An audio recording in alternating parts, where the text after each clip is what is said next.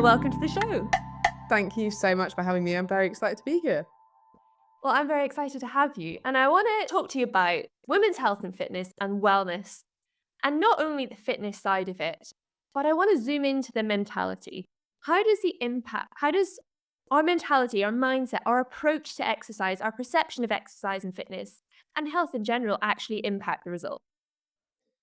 Oh, I think it's the biggest thing, which is why I focus so heavily on it. The one caveat I will say, because I think a lot of people use like mindset and then like it all becomes quite woo woo and there's not much action at the end of it. And that's one thing that like I like to think makes me stand out a bit is that I do think how you think about things has such a huge impact on your results. But it has an impact on your results via the action that you take, not just via overthinking everything. And I think we have got to the point where people are a bit more self-aware. So they're questioning like, oh, why do I overeat? But they often get stuck in this fixed mindset of needing to figure out exactly why they do a behavior as opposed to just changing the behavior. And then another element of that is that you need to realize that so many of your behaviors aren't actually choices. So we often just react to the environment that's around us. And one of the easiest ways to change your behaviors is to change your environment. And you'll notice this like when you go to different environments or you go on holiday or something. A question I often get is like, well, like, how do you have such strong willpower? And I'm like, I don't. I just don't surround myself with the same level of temptation that you do. And it will also depend on what people are struggling with. But if they're like, I really struggle with overeating, and I'm like, okay, on what? And they're like, chocolate. Every night I'm just overeating chocolate. And I'm like, but do you keep loads of chocolate that you can overeat right in front of you, really easy to get in your house? And they're like, yeah. And you're like, okay, well, that's so easy. Like, if I had a house full of chocolate, I'd probably eat a lot more chocolate than I do, because I've made it so easy for me to get to. Now, I'm not saying never have chocolate in the house or never eat chocolate, but I am saying put a slight barrier up. Make the easiest choice, the one that you want to go for. So you're like, I've got loads of amazing fruit that tastes great. Okay, great. You're more likely to eat that. Now, if you want to have chocolate, fine, but you are going to have to go to the shop to buy some. And it's cold and it's dark. So if you want to do that, great. But if you don't want it that much, then you probably like would be better not to have it, right? You're putting like a little bit of a barrier up to yourself. That went on a slight tangent from mindset, but I'm pretty big on action. But yeah, I think the way that we think about things, especially when it comes to diet and exercise and the connotations that we have with those words, especially diet, when people hear that, they normally think a fixed period of time, restriction, hunger, not enjoying it, as opposed to, the meaning of the word diet comes from a Greek word that means a way of life. But yet now we see it as this like horrible thing that you're forcing yourself to do for a short period of time before you get to go back to something else. And that's one of the biggest negatives because when you have this perception of something, it becomes a reality for you. So you're telling yourself always that like, I have to diet rather than I get to diet because I want to feel my best. I get to lose a bit of this excess body fat that I have because I love and respect myself enough that I want to be in a body that feels great for me. Not I'm trying to hate myself into change because I feel disgusting or because I don't fit these clothes or because, like all the kind of like most people are trying to like bully themselves into change as opposed to support themselves into change. And it's strange because anybody else, like if your best mate was trying to lose weight, you wouldn't be like bullying them, would you? You'd be like, you can do this. This is going to be great. Like, this is how much better you'll feel. Let me help you with this. I mean, you'd support them. Comes from like in any change of behavior. But when it comes to yourself, you often have a completely different concept of how you talk to yourself. So that has a big impact. And I think it's one of the biggest mind-blowing bits of research on this is pulling in some research from the placebo effect. Have you ever read the book The Expectation Effect? No, I've not, but if it's about the placebo effect and so on, I think I shall add it to my list. This book will absolutely blow your mind. So so there's two studies I'll talk about from this book because one of them is directly related to dieting and the other one is just a really cool example of how impactful the placebo effect is. So the first one that's related to dieting is, have you heard of the milkshake study? No. So they have a group of people and they give them a milkshake, and what they're trying to test is how satiating that milkshake is. So the first time people come in, they actually, it's not just how hungry do you feel, but they also take your ghrelin levels. So that's a hormone in your blood that will indicate your levels of hunger. And so they have a group that has the first milkshake, take your ghrelin levels before, take your ghrelin levels after. This milkshake is labeled as like a slim fast diet milkshake. And then they have rating of their perceived hunger and rating of their ghrelin levels. And then the next time they come in, they have another milkshake, but this milkshake is like a full fat, indulgent chocolate heaven milkshake. Exact same thing. They take their physiological measurements of hunger, so their blood levels of hunger, and then their perceived hunger before and after. Now, unsurprisingly, after the Slim Fast shake, they have still higher levels of ghrelin, so they're still more hungry, and they don't perceive themselves to have been that satiated, that full afterwards. After the indulgent milkshake, they have much lower ghrelin levels and much lower hunger levels. Now, you probably know what the plot twist is going to be, is that it was the exact same milkshake labeled differently. And just your perception has this huge impact on how hungry you're going to be. Now, when you extrapolate that out to the way that people think about diets, if you think you're going to be over restricted, if you think you're going to be hungry, if you think you're going to be miserable, even if you're on like actually a quite sensible calorie target in a calorie deficit, whatever, you're still gonna perceive that you're feeling those things. And it's not just the perception, it's like these are actually real. That's why I like that study so much, because the physiological changes, you can't control that, like consciously. Obviously, subconsciously you can because it is being controlled, but you can't just decide that your ghrelin levels are going to stay elevated or reduce. And that has this like huge impact on how like the success of your diet and your kind of mindset going into it. Yeah, it's crazy the perception and whether we view something as positive or negative, therefore applying that to, say, body image, if we apply it as positive or negative. If the power of our subconscious can literally control our hunger levels, like biologically in our body, imagine if we are viewing ourselves through this lens of we're not good enough, we are not worthy, we are not even a good person, we're not pretty or attractive or even deserving of a relationship, of friends, of love.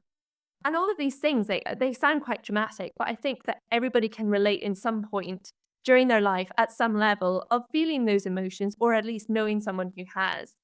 And if we can control our hunger by that subconscious, imagine that then perception of body image and how it can really lead to so many detrimental things. But then also it's interesting how you say even when you add the word diet into something, suddenly people it has these connotations. Whereas if you say, we're going to introduce this different meal plan, or I don't know, I'm trying to think of a different word that is the same as diet, a synonym of diet, but it can be used differently and perhaps would have different effects immediately. And I'm sure we could even like delve into a whole different conversation of that. I think just to touch on that, like Yeah. even when you're talking about stuff, instead of what most people think is like diet means taking all these things away, it could be like, okay, well, actually, diet means adding all these things in that Yeah. fuel you better. And actually, like we know as coaches are going to create a calorie deficit for you, going to make it much more likely that you're going to eat more or less very calorie dense foods and thus less total calories, but you're going to feel like you're fueling yourself more. And you're focused on like, I'm giving my body the nutrients that it needs to feel great, as opposed to, I'm going to try and eat as little as possible because I want to lose body fat, which is how a lot of people view dieting. That has a really big impact, especially for longevity, like of the result. The most diets fail. Most diets, people will lose weight. Almost everyone who's ever tried dieting has lost weight. That's not the hard part. The hard part is maintaining it. And so much of that comes from mindset, because if you resent the process, you will not maintain it. If you don't enjoy something, there's only a finite amount of time that you can force yourself to do it. And then you're probably just going to revert back to your old behaviors. If you can actually find a way of enjoying something or at least not resenting it, that's going to have a very different outcome. But even if we go back to the use of the word diet, I think if you asked, I don't know, 100 people on the street, what do you think of diet? They would not say it's something sustainable. They would not say it's something that's implemented into their lifestyle. They would say it's 4 to 6 weeks. It's not good. It's all of these negative implications.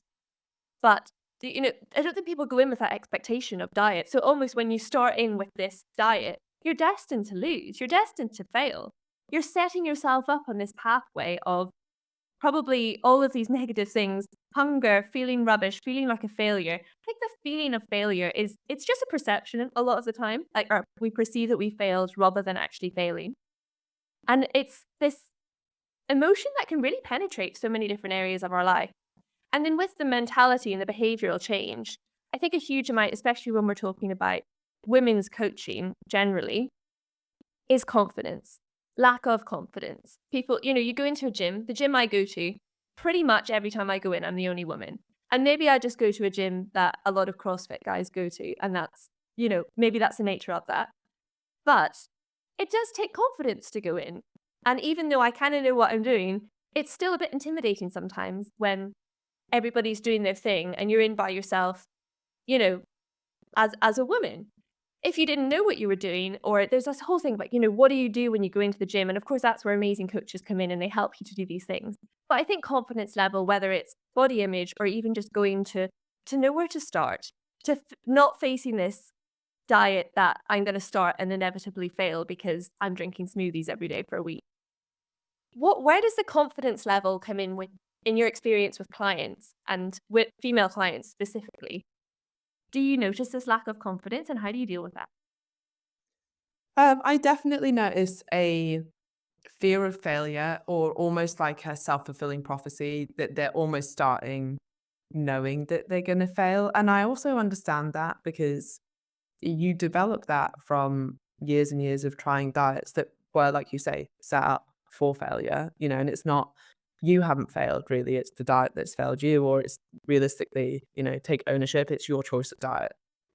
That's the problem. And it's often, and again, I'm quite hard on ownership, like it's often because you've gone for quick fixes. That's why it's not worked, because you wanted results in 2 weeks and logical you knows that's never gonna last forever, like you can do a smoothie diet for 2 weeks and you probably will get results from that in I terms of love how you say logical you, because I think there's two different yous as well. There's irrational you and there's logical you. And if you tap into whichever one when you approach something, you'll have completely different results. yeah, it's so hard to get self perspective, like this is why talking things through with people or having a coach or having someone from the outside who can look in, because you're all like in your head full of your own biases and often, people are really unhappy when they're starting something and they're like, I want to get out of this unhappiness. And if I can do it in 2 weeks, I'm going to do it in 2 weeks. And they don't think so much about the longer term implications. And so basically, a lot of people are starting diets, especially when they come to me, having yo-yo diets for the vast majority of their lives. So I'm not surprised that they're starting this thinking that I'm going to fail again. So what I do with clients is I have a whole mindset series that they do. As soon as they sign up, they get sent this. It's me in their head on a podcast every day. Like I'm fully like in there. I want to brainwash them out of yo-yo dieting. And I want them to come into this with the right expectations of dieting, because actually that's a huge element of whether they're going to be successful or not. And like you said, like they need to approach this as this is long term. Now, the calorie deficit element isn't long term, but a lot of the changes that they're going to make, they are long term. And it's not a race anymore. And it's not who can lose weight the quickest. This is like, I don't want you doing diets anymore. I don't want you on and off things anymore. Like, I want you to find something that actually fits for you around your life that you can stick to, that you don't hate, that you don't resent, and that's going to allow you to essentially, like, as much as I'm technically a fat loss coach, like, I just want you to have a better life. And that might mean that you weigh on just the upper side of a healthy BMI range, or it might mean that you want to get like really lean and compete in CrossFit or go marathon running or whatever. But it's your life. You get to choose your goals. I'm just here to help you and guide you towards that. But it can't be at the cost of other areas, and this is where like a concept I really like to talk about is it can and will require compromise, but it should never require sacrifice. Because when you start sacrificing things, that's when the resentment comes in. And once that comes in, it's always short lived. So if you're like, for example, if you're someone who absolutely loves wine and you're like, yeah, but I could give it up for 6 weeks. I'm like, That's not really helpful because then what's going to happen when you start drinking it again? What's going to be better is if we could find some moderation, some balance in there so that you can enjoy that thing that you really love. And hey, sometimes it's not even about reducing the amount of wine that you drink, but it's like, okay, well, if that's your like, fuck yes, I love wine, then we keep that in. But in other areas, but we're going to take out that chai latte that you have that's full of syrup every day, and we're swapping that for like a flat white. Like there's your compromise. Like you have to make compromises in some areas. And when another example of this, because people can just get their head around it easier, is like if you're like, I love designer handbags, okay, cool. Then you might be spending a lot of money on those, but that's going to come at the cost of the amount of holidays you can go on per year. And that's fine because it's your life, it's your choice, it's what you love. And other people will say, oh no, I'd much rather have the latte every day instead of the wine. And some people might say, I'd much rather go on holiday instead of buying designer stuff. That's fine. That's up to you. You get to decide that. Yeah, it requires compromise, not sacrifice. I think that that's something that it's not really talked about in the fitness industry. And when you say that people can choose what they want to do, you gave those examples there. There's two very different examples that hopefully everyone can relate to either one or the other and understand that. I think when a lot of women will approach, okay, I'm going to go on this health and fitness journey, let's say, rather than using the diet word. I'm going to go on this health and fitness self-improvement journey. They won't know that they can actually have a choice in that. They think, right, that's me eating greens for the foreseeable future, running every day, rain or shine. Maybe I'll lift some weights and go to a fitness class and drink water and never even see alcohol again or anything like that. They won't realize that, hold on, like say, oh, I've always really liked my arms and I want to wear my nice strappy tops, so I'd actually like to get some toned arms.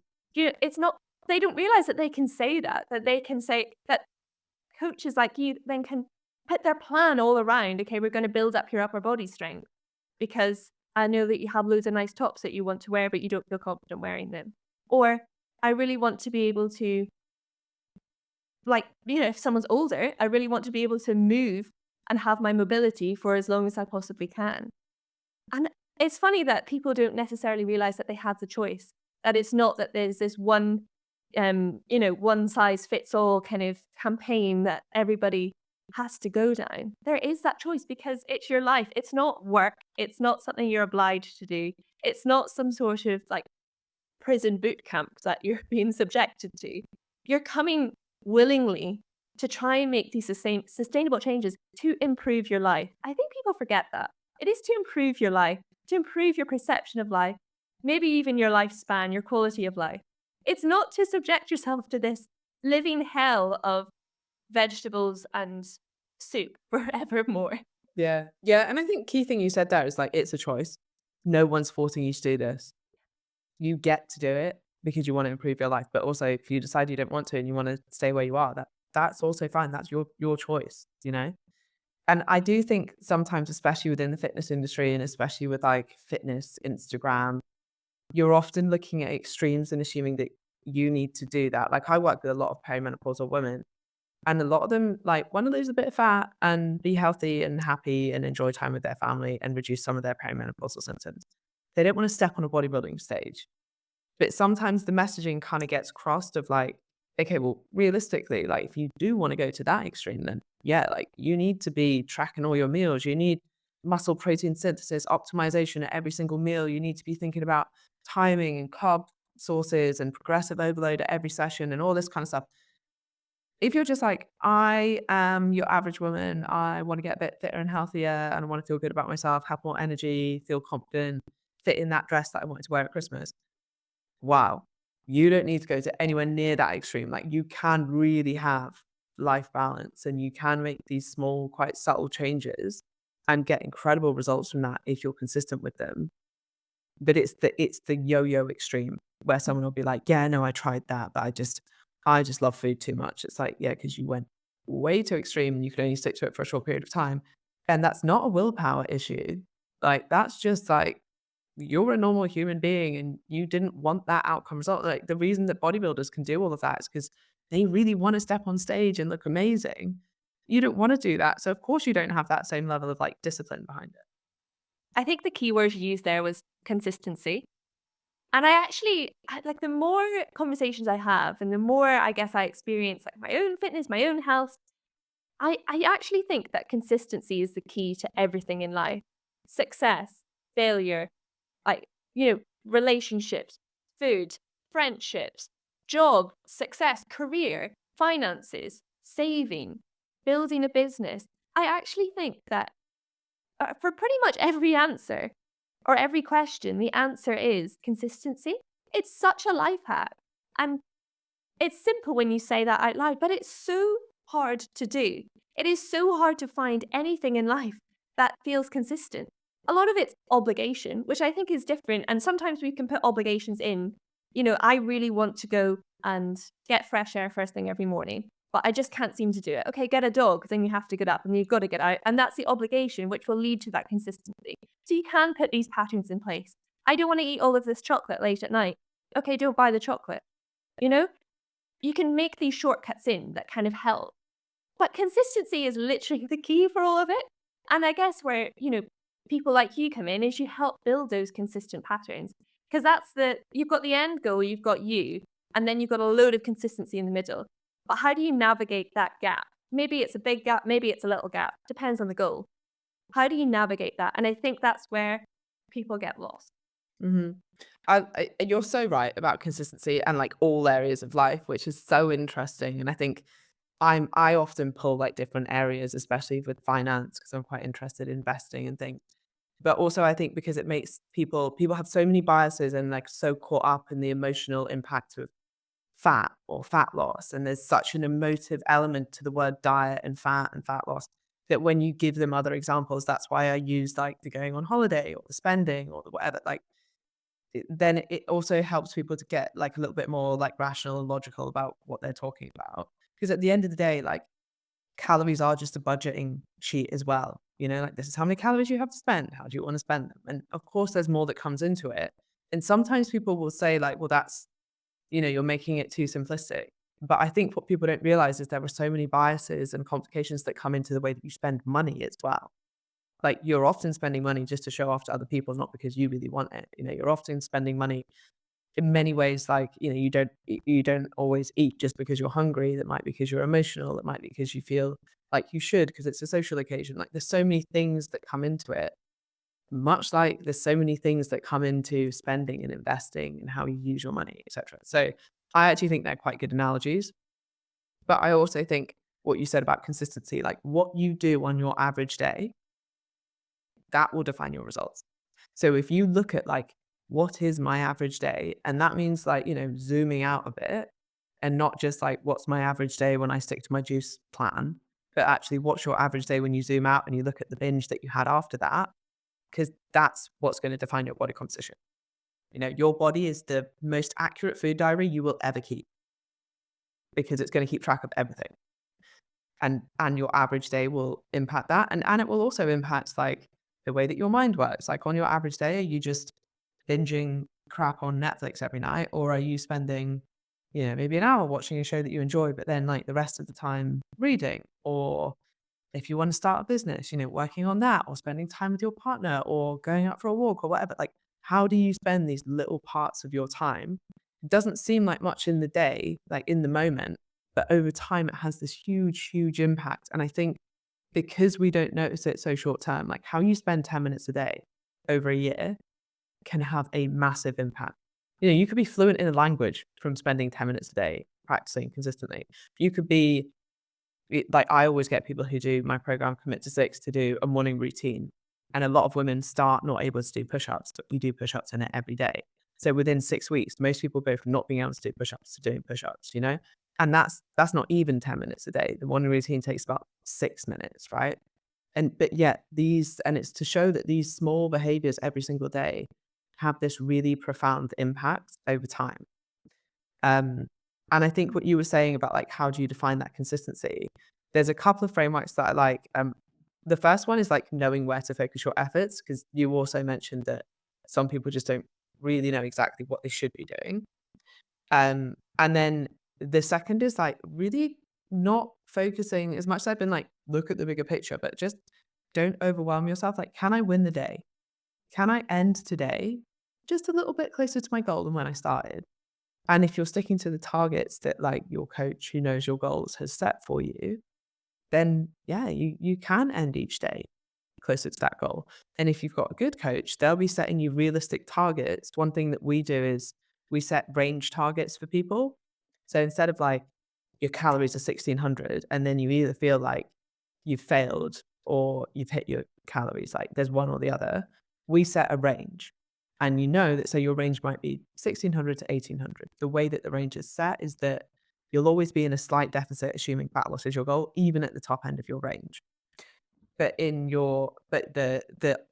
like optimal side of that is going to give you optimal fat loss. So let's say 1600 is where we really want you to be.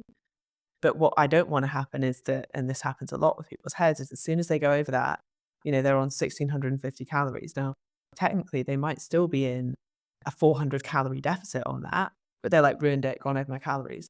But you're still in a deficit and you still would have lost fat at the end of the day, like, and I'm like, we can't be doing this. So now we use these ranges so that people are like, okay, I'm still within my range. I've still ended the day closer to my goal than when I started the day, just not quite as much closer had I like hit my optimal targets because look, life happens. And it also stops you if you're someone who's like, I want to get my stats in. I'd love to hit 10,000, but my minimum, like we like to think of those like minimums as like your personal standard is I'm going to hit at least 7,000. Now, often in people's heads, if they don't have those ranges, what they do is they're like, right, I'm not going to hit 10,000 steps. So I'll just not bother doing any today, or, I'll not even bother going for a little walk. I'll just wait until tomorrow when I know I can hit that target.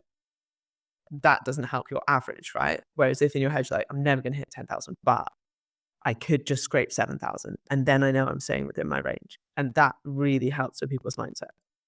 Yeah, it's very much the emotional side of it. And it's funny because you talk about fitness and people immediately think of, Lululemon and the gym. That's immediately what they think. But actually, we've been talking for 27 minutes and we've not talked anything about going any exercise. We've talked a little bit about diet and predominantly about behavioral changes and people's mindset and approach and perception of fitness, success, failure, consistency within that, which is super interesting because the emotional perception of it and the average day, you say, is what's really going to be the result.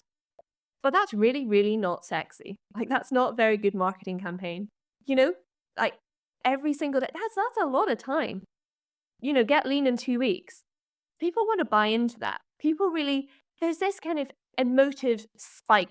You get this adrenaline rush of, okay, I'm on this plan and I can do this and all that. Whereas if you say to someone, yeah, I'm working on my average day and my daily routine and, there's not been massive changes to my day at the moment. Whereas if you're immediately only eating everything, you feel a bit of self-righteousness. I'm eating all of these greens and things like that. But then of course the emotion plummets from this sky high down to this depth of despair and failure very, very quickly. Whereas it's just steadying that, it's having that average, just the normality, not these spikes up and down, which actually steadies your emotion, which means you can approach it in a bit more of a rational frame because you're not just tapping into this irrational, shiny diet glimmer of, it's exciting. Whereas it's not that exciting to examine exactly what you're eating every day and try to make these sustainable changes because it doesn't feel like a quick fix. So I it's just, yeah, agree. But this is why I use range targets yeah, because I think a lot of people go on one end of the spectrum. I don't disagree with it. They're like, let's make some really small changes. And I'm someone who's quite like action orientated. I like impact. I like hard work. Like that gets me excited because I know if something's hard, I'm either going to learn a lot from it or I'm going to get a lot from it. There's going to be a result to it. So the reason I set these range targets is because the optimal target is going to push you. It is going to be hard to stick to. It is going to be quite a big change to your life. But the sort of non-negotiable side of the target that's like a bit of an easier target that you need to stay within, that gives you a bit of an easier route for like the hard day. So you're not just going to give up when you can't hit it for one day. But the aim is like, and this is where I think some people who take a more like, I guess like a slightly easier, longer term approach go wrong because when most people start a diet, they are really motivated. I've got a program starting on Monday, and I've had so many messages from people like, I cannot wait to start Monday. Now, if all I gave them was like, okay, cool. What we're going to do is we're going to increase your steps by 2,000. And I just want you to try and stop snacking on chocolate and add in some fruit. That's all we're doing. That's not me. That's not my style. That's also not how I think people really change. Like sometimes people do need a bit of a push and they do need a bit of change. Now, this does depend on the person, on the situation, but I'm not one to shy away from like quite like drastic change. And you can change your life in 30 days. You can get incredible results in 30 days without it being like a quick fix, yo-yo diet, over restriction type thing. But it will require some hard work. And like you have to be up for that. But yeah, I agree with that. And then the other thing that I really like that you said that we've spoken most about behavior change. I've been coaching for like 12 years now. I'm a sports scientist by trade. And I worked a lot in research and I have a nutrition background and like an exercise physiology background. Coaching people is 100, well, like 98% about behavior change. And that's coming from someone who loves the other stuff, right? Like I could talk about sports physiology for forever, but when it comes to getting like someone to lose fat and keep it off and get out of a yo-yo dieting cycle, almost all of it is behavior change. And once you only need to be a coach for like 6 months to start realizing that. And I realized that quite quickly after finishing sports science, where I worked like primarily with like athletes.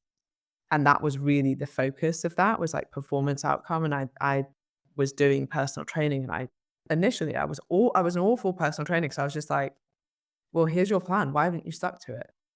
Like I was like, but this plan would work if you just stuck to it. I was like, just stick to this plan. I didn't really understand because athletes are so motivated, all you have to do is say, here's the plan. And the likelihood is when you give them the plan, they're going to do 10% more than that. You know, because that's what I was like as an athlete. It's like, here's your training plan. I'm like, okay, well, here's what everyone's doing. What am I going to do that's like just slightly more than that? How do I get an edge on somebody else?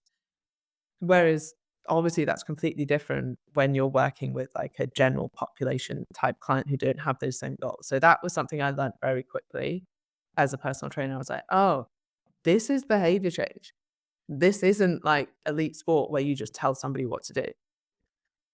So not only is it behavior change that I guess you market yourself as you offer, but it's also fat loss, which when we're talking about emotive words, diet is one, fat is another huge one. And in the age of body positivity and, you know, there's a huge different ramifications that we've seen in the last few years. Why did you choose to use the word fat? I mean, the only other word that I would think to use is adipose tissue. um, but look, fat is just a store of energy. Says nothing about who you are. Says nothing about like anything else. It's just you have consumed a bit too much energy, and now you have a store of it. Now, if we want to get rid of that, we need to create a calorie deficit and get rid of it. And I think we need to really take the emotion out of that. I quite like reminding people that, they have fat, they are not fat, much like, and people use this line all the time, but like, you have fingernails, you are not fingernails, like it's just everybody has it to some extent or another. And if you have a little bit too much and it's impacting your health, like let's lose a bit. It's changeable. And that's how we need to see it. But yeah, like it is just a store of energy. Now, completely honestly, from a marketing perspective, it's very important to use the words that people use, right? So if someone's coming to me, like everyone comes to me saying, I have a fat loss goal or I have a weight loss goal. Now, when they say weight loss, they actually normally mean fat loss, right? As I'm sure we know as coaches. Um, Unless there's obviously certain situations for like IVF or making weight in a certain competition or something. But generally, it's like, it comes back to a fat loss goal. If I said I was an adipose tissue loss coach, no one would know what I was talking about. So my marketing would be awful and then it wouldn't be able to help as many people. So there's also an element of that as a coach. Like there's maybe the message that somebody needs to hear and then there's the message that they want to hear. And sometimes you need to pull them in with what they want to hear and then give them what they need to hear. Yeah, it's so interesting how you have to kind of go back to the point. Zoom out is what you said earlier, when you're looking at lifestyle. But a lot of the approach, I guess, as well, is zooming out, working backwards. Where's the root of this? And a lot of it is, I think they've firmly established emotional, emotive subjects, behavioral change. Is that the same for men's fitness, the approach of it, or is it something that is more prominent in women's fitness? Do you think that is there as much emotion for men? Yeah, if you were, say, to work with the average male client or the average female client, do you have to approach it differently in the emotional side? Yes. And again, this is like such a sweeping statement, but like for the vast majority of men, yeah, or most of the men I've worked with, totally honestly, have been a lot easier. Yeah. That's partly because of the environment that we live in, and they tend to be able to diet on higher calories. Things like food portions and things are different. I speak a lot about smaller women and how much harder it is for them because if you go to, let's say, you go to Nando's, even like if you're being quite sensible, that's for a lot of small women who are dieting, that's over half of their calorie intake for the day, if not like sometimes up to like 80% of their calorie intake for the day. And if they want to go with their partner to dinner somewhere, and it's like, well, if you're going to eat a meal there and you want to stay within your deficit calories, like the rest of your day is going to be eating cucumber, like it's significantly harder. Whereas if you're a man, it's like, oh yeah, I could fit that in and then I can have normal other meals throughout the day as well. And it's not so much a big deal. So it's easier on like a practical level. It's definitely easier on on emotion level. Like I said, a lot of the women I work with are perimenopausal women. So not only do they have your usual kind of menstrual cycle fluctuations, which are easier to deal with when you're premenopausal and you have more consistent cycles because I get really bad PMS and my mood plummets massively. I'm much hungrier. I have less energy. Um, I'm much more likely to make poorer decisions.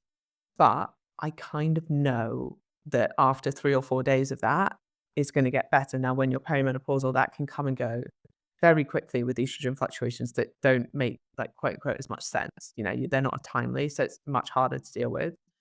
So yeah, there's a huge element of that, and it's significantly harder with women because of the hormonal fluctuations, because of the impact on mood, and then also from a practical perspective of a lot of like the pressures of being a woman and the societal norms of like women should look a certain way, eat a certain way, behave a certain way.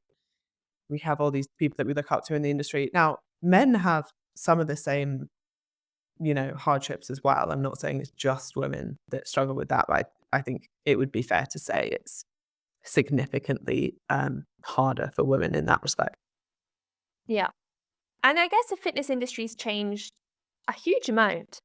And, women are lifting weights more so than they have done previously. There's a lot of different movements for women in fitness and a lot more education as well. And, that's one of the things we said before we started recording is it's so interesting having these conversations because a lot of the research is something that Dr. Stacey Sim says all the time. All the research studies are done by men on men, and women are not small men, is like her classic line. And it's again a very simple line, but so, so true. So, in your opinion, do you think that the fitness industry empowers female confidence?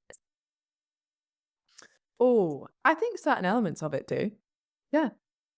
And I think to a large extent with a lot of this stuff, it's very easy to complain about research or the way that society is towards women or whatever, and not do anything about it. Like sometimes we need to be like, well, I want to be the change, be the change that you want to see. Because, the whole of society isn't just gonna change because 'cause you're complaining about it, but if you can be like, "Well, I could do one thing," like and credit to Dr. Stacey Sims, I know she does some research in this area, and it's like, well, she's not just saying there's not enough research on women, she's like, "Let's do some more, let's find out some more, let's support that." Um, and I think that's something that we should all be doing, if you not don't just complain, like, actually take some action towards it. Like, if you're like, not enough people empower women or not enough people show women how to be confident in these areas, well, do it. That's great. Exactly. You've noticed that there's an area there that we need more of, like, go and do it. And this is kind of what Identify you're the doing with this podcast, right? Like, that wasn't like a push me to it, Emily, but, yeah, yeah. yeah. Identify the issue and try and start the conversation. It's definitely it's something that I think if we all try and do that where we can, then we can actually see some change. But I guess the big difference between men and women's training will be the period cycle. How does that work in terms of fitness? How should we approach this?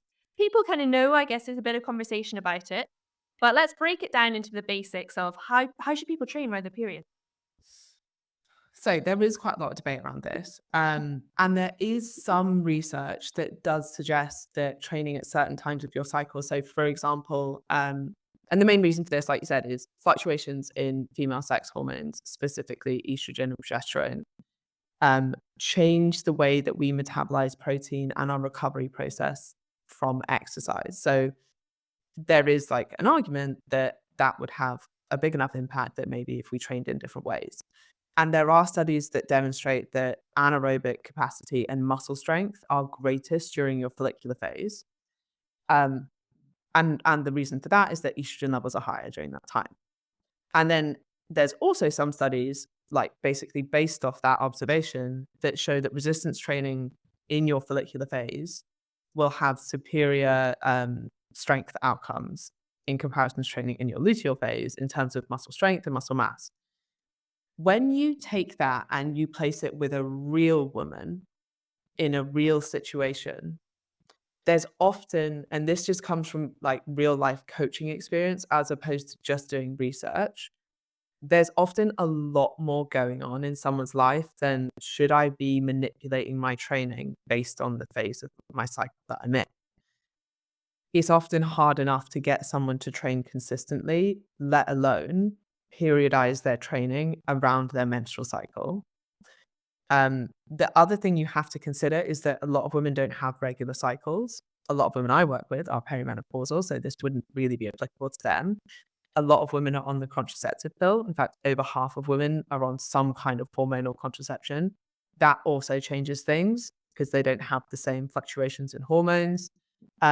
Technically, again, if you're on the progesterone only pill, that would impact your ability to build muscle. I say that and people freak out. And then I show them a picture of me when I used to like do a bit of fitness modeling and stuff. Like I had a lot of muscle and I was very lean. And I was on the progesterone only pill that whole period of time. So I'm like, it's not stopping you build muscle, you know? It's just that, and hey, maybe I would have been like at the Olympia had I not been on the progesterone only pill. Like, I'm joking, like literally, I really don't think it has like the impact. And this is where a lot of people stop with the questioning. They're like, oh my God, the pill might impact my ability to build muscle. Oh, I definitely shouldn't be taking that. Or, that must be a really bad thing. Or that's why I haven't got results. And people don't ask, how much does it have an impact? Like, is it a noticeable impact? Are we looking at, and this is again where the science and the translation into like real world is really important to consider. So a lot of these studies will look at things like rates of muscle protein synthesis. That doesn't necessarily mean that you're building more muscle because protein synthesis is always in a state of breakdown and synthesis. Like your muscles are always breaking down and synthesizing. Just because you have higher rates of protein synthesis, which we can measure, that doesn't mean it necessarily translates to noticeably bigger muscles or more muscle mass or improvements in strength. So there are quite a lot of, often people will read research and jump to significant conclusions off the back of it.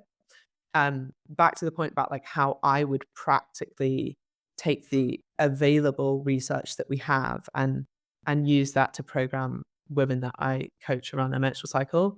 I don't, because I don't think it's strong enough. And I think there's so much more that comes into the considerations of someone's training than just that.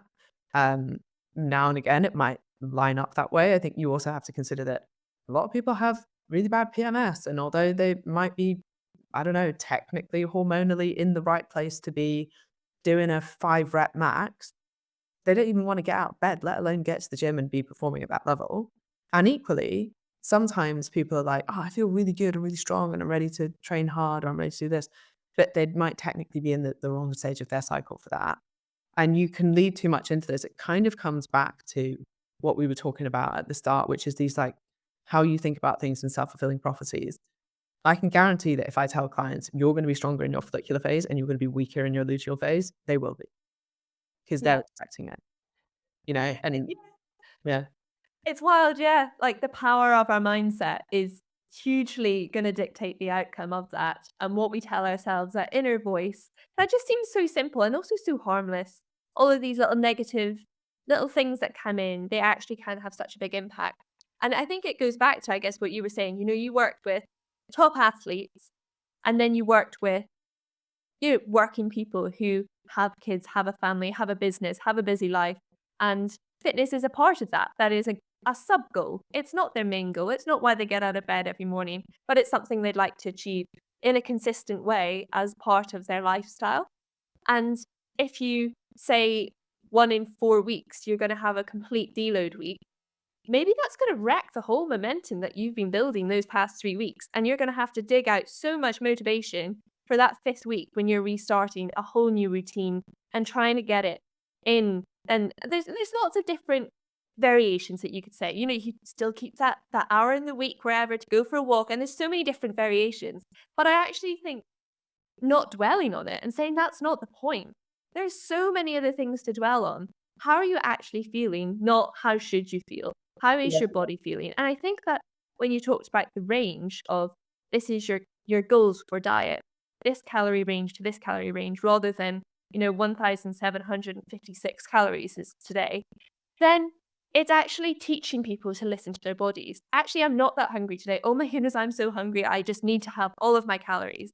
Rather than saying, I need to aim for this, actually listening to how you're feeling and maybe leading into a bit of that intuition. And then that teaches these consistent habits, I guess. It's habit building, a lot of coaching, I guess, is a huge amount of what you do.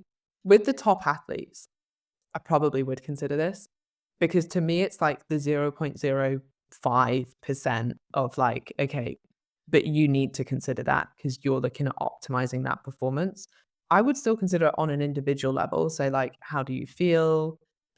What your PMS symptoms, et cetera, et cetera. So, in some ways, I do consider the menstrual cycle, but not just solely based on the research that's like lift heavier in follicular, lift lighter in luteal. Like, I think that you need to add more kind of context and individual programming towards that. And also because a lot of people that I work with, it's like, "Oh, but it's a school holiday. Oh, but I can't even go to the gym that week because kids are off school, and that's when I would normally go, so I'm doing home workouts." So it's like, "Oh, well, we're doing 5 rep maxes this week. You can't do that at home." It's like there's more to it when you're working with real people, and it often just overcomplicates things, and then, like you say, they get in their head thinking, "I'm not doing this perfectly. I'm not doing the exact programming I'm set, and thus I'm not gonna get these results, or is there even a point doing a home workout because I was meant to be doing these, like, heavy lifts in the gym or something." So, yeah, I definitely agree with all that. Yeah. And that's when the overthinking comes in and the irrational you comes in. And sometimes just having someone there to say, actually, no, it's okay. You're not going to lose all of your momentum because you've missed one workout. If you miss 3 weeks of workouts, that's different. But it's just that pattern building, the consistency. And from all of your experience as a coach, from everyone you've coached so far and your own experience in the fitness industry, what would you say is the number one thing that you've learned that springs to mind? Oh, wow, that was a big question. From all my coaching, I think it's often really about, like, the relationship that you have with your coach, and that's really important. So if anyone's thinking about, like, choosing a coach, a huge part of what's important is that you respect them and look up to them and that they motivate you.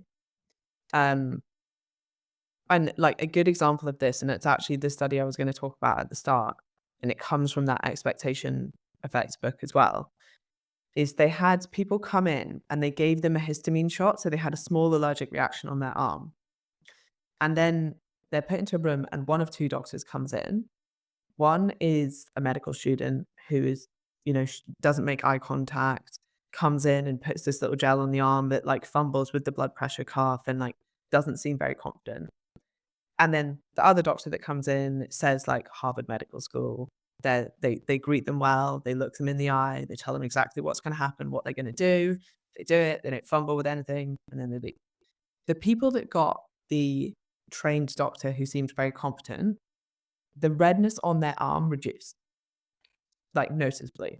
The people that got the fumbling doctor doesn't reduce. Now, neither of those treatments is just moisturizer both times, right? Like, neither of them had any active ingredient in, and you obviously can't control the redness of your arm. So again, it's the expectation of that. And when it comes to coaching, that's really important. It's important that you're bought into your coach. It's important that you have a relationship with them. It's important that you respect them and what they're doing and that you buy into that and that the way that they communicate works for you. And that's one of the reasons that there are so many coaches and so many incredible coaches, and why I'd never say like, one, I don't think that I am anyway, but I'd never be like, I'm the best coach, because I'm not. I might be the best coach for you, given what you're struggling with in your certain situation, but there isn't a best coach. And some of that isn't just like your expertise, but it's also just how you interact with people, your mannerisms, how people resonate with you. So I think that gelling is important. And also, the other thing that I think is just important to remember as well is you have to meet someone in their life at the right time when they are ready to change. So another thing that I do a lot, most of my time now, is spend mentoring other coaches. And sometimes they can feel like failures because maybe someone signed up to a program and it didn't work for them. And sometimes they weren't ready to change. And it was nothing to do with the program. It's just like, have you ever read a book and you're like, this is nothing for me? And then a couple of years later, you pick up again and you're like, oh my God, this is incredible. Or vice versa. Like, I've read books in the past. I'm like, this is amazing. I'm going to read it again. And then I'm like, why did I think this was so good? Like, I don't resonate with it at all. And it has to be like the right time, what you need at the right time, where your headspace is, what your goals are at that time, if you're ready to change and what resonates with you then. And you will grow out and in of these things. Definitely. Well, Emma, if people want to follow you online, work with you, and learn more, I guess, just about your perception of the fitness journey and women's fitness and wellness in general, where should they go? The best place to go is probably Instagram, which is just at ESG Fitness, or you can go to my website, esgfitness.co.uk, and that has all of my contact details on. And you can apply there, find out what I do, listen to my podcast. And yeah, Wonderful. I will link those below so people can check them out. And thank you ever so much for your time. It was so great to delve into all things fitness with you today. thank you. I've really enjoyed this.